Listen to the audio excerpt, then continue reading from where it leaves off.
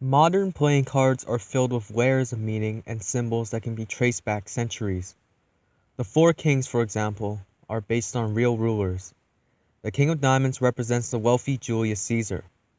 The king of clubs is the brutal Alexander the Great.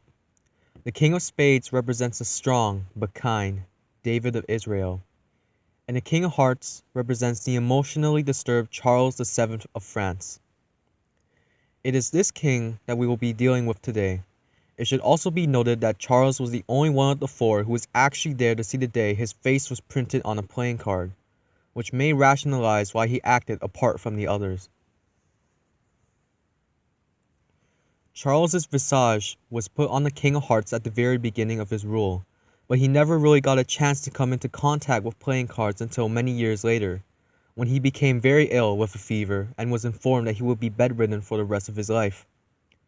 It was during this period that Charles began learning card games to pass the time, such as an early version of blackjack, 21, 21.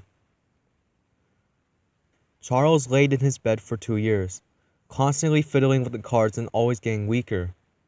As time passed, there were reports that Charles had begun obsessing over the idea that the king being the 13th card in the suit was causing him bad luck.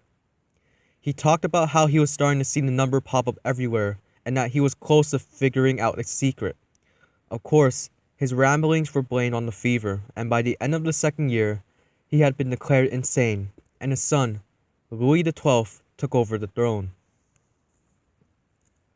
One day, several months after the end of his reign, one of Charles's physicians went to his chamber to find a frail old man standing in the middle of the room, wielding a large sword.